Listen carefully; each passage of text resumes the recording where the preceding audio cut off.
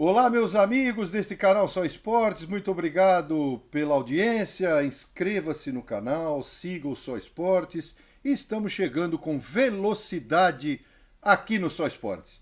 Fórmula 1 chega ao Grande Prêmio da Rússia próximo final de semana, uma corrida feita no Parque Olímpico em Sochi, onde tivemos Jogos Olímpicos de Inverno em 2014 e lá em 2014 começou a corrida, a prova russa. É uma prova totalmente dominada pela Mercedes, em 7 edições, 7 vitórias da Mercedes, né? Tivemos vitórias aí do Lewis Hamilton 4 vezes, uma vez do Nico Rosberg e 2 vezes do Valtteri Bottas. Então, o Max Verstappen, pela teoria, tem que remar, porque o circuito é todo Mercedes. Quebraria um tabu a vitória da Red Bull se o Verstappen conseguir.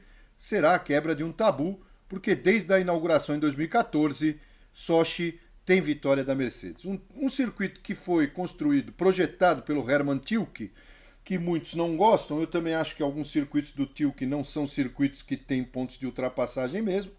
Este até tem um pouco mais, uma reta grande ainda, uma pequena curva só, a curva 1 depois da reta dos boxes, ainda uma continuação de reta até uma curva de raio bem grande para a esquerda, mas aí tem um ponto de ultrapassagem interessante e uma área onde se pode abrir ali então a asa móvel e pode ser que gere ultrapassagens. Mas o importante é notar a briga entre Verstappen e Hamilton, que esquentou muito depois do Grande Prêmio da Itália, mais um toque entre os dois, o Verstappen considerado culpado e perderá 3 posições no grid de largada desta prova da Rússia.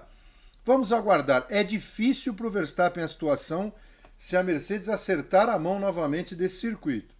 Então, apesar dele ter 5 pontos de vantagem, porque os dois abandonaram ele e Hamilton na Rússia, na vitória da McLaren do Daniel Ricciardo, agora não resta dúvida de que teremos uma disputa que, no meu entender, deve pender mais para a Mercedes, né? Falando sem ver os treinos, apenas em teoria, e vamos aguardar a luta ferrenha da Red Bull para chegar aí no carro da Mercedes.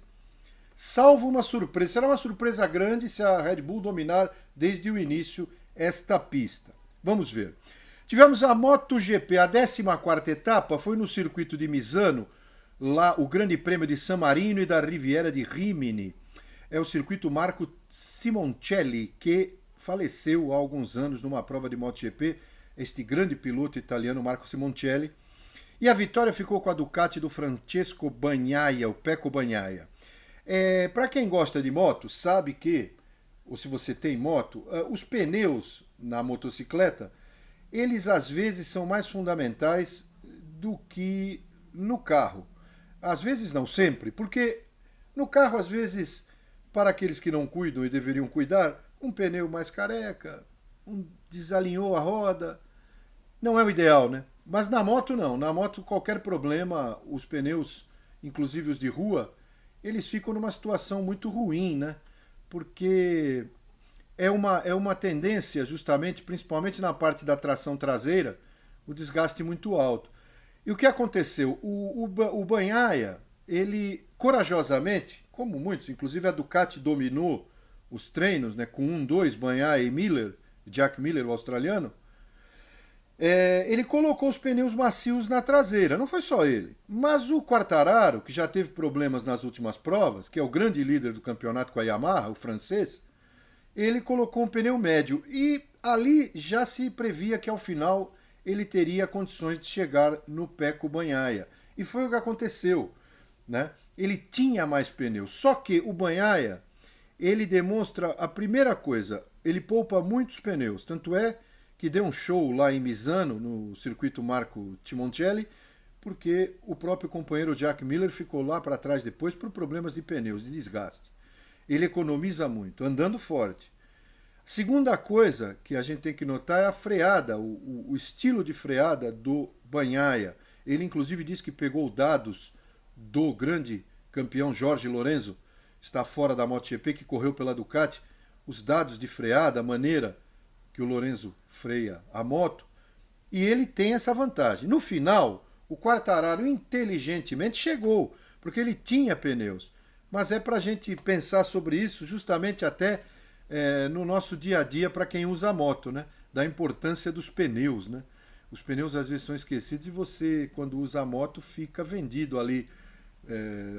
Pior ainda se estiver chovendo, qualquer coisa. Estou falando de pneu de rua, né? Mas vejam que inteligência do Quartararo, que ele quase chegou, mesmo largando em terceiro, fez uma corrida tranquila para atacar ao final. Ele lidera, né? O Quartararo lidera com 48 pontos sobre o Bagnaia. E tivemos o terceiro lugar do Enea Bastianini, espetacular, com a outra Ducati, a A20 Ducati. Piloto jovem, italiano, estreante, fazendo seu pódio aí, o Enea Bastianini.